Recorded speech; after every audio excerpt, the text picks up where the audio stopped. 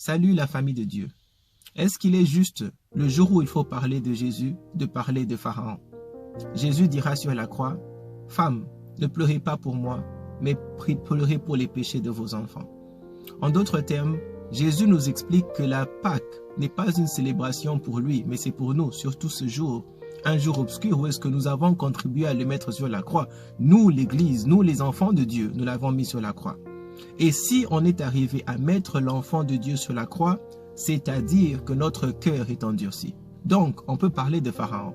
Soyons justes avec la vie de Pharaon. C'est un roi qui doit veiller au bien-être de sa nation et demander à un roi de laisser partir des esclaves qui représentaient de l'argent pour cette nation. La stabilité économique de cette nation, c'est de la folie. Donc, il avait raison de s'endurcir.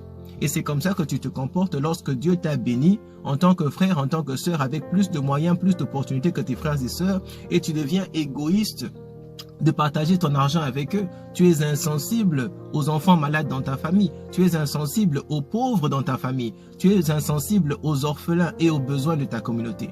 Tu veux beaucoup plus t'afficher comme quelqu'un qui vit dans le luxe alors que ta propre famille et tes propres parents sont en train de souffrir.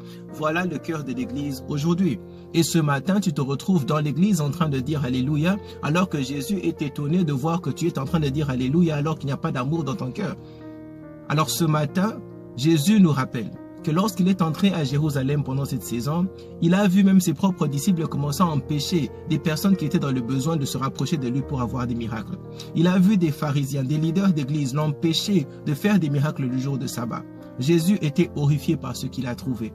Et c'est comme ça que lorsqu'il monte sur la croix, il nous donne ce message ce matin. Il dit, « Je vais vous envoyer ce soir des anges dans vos maisons, avec un thermomètre spirituel de la qualité de vos cœurs, pour voir si le sang de l'agneau est vraiment sur la porte de ta maison. Alors ce soir, Jésus viendra. Il viendra dans ta maison pendant que tu manges ce repas de Pâques et tu es en train de t'enivrer avec tes amis au lieu de refléter sur ta vie personnelle et ta vie spirituelle. Et lorsqu'il viendra dans ta maison, il va se rendre compte de la qualité de ton cœur. Et ce matin, prends ça comme un avertissement. Si ton programme de la journée était déformé par rapport à la célébration, que tu puisses te ramener à la raison et de reprendre de l'ordre. Avant la célébration de dimanche de sa résurrection, aujourd'hui tu l'as tué. Et je ne vois pas un criminel commencer à circuler dans les rues en train de rigoler pendant qu'il a commis un meurtre. Il se cache pendant ce moment. Et celui qui l'a fait par accident pleure, se reproche parce que son cœur et sa conscience lui reprochent de son niveau d'insensibilité à la communauté. Homme de Dieu, pasteur, aujourd'hui tu vis dans le luxe. Tu es dans un avion vers le Canada parce que tu as les moyens d'être dans le luxe et pendant que ta congrégation est en train de souffrir. Tu as les moyens de porter 80% de ta congrégation dans des écoles, aider des pauvres dans ta congrégation et tu ne le fais pas.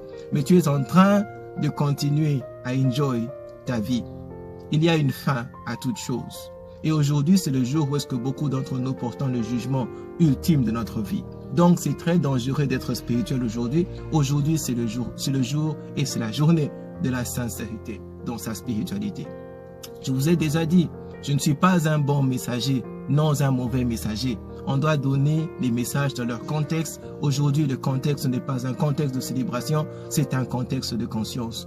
Que le Seigneur te donne le courage et la sincérité de retourner vers lui et d'avoir le cœur qu'il désire. Que le Seigneur te bénisse abondamment.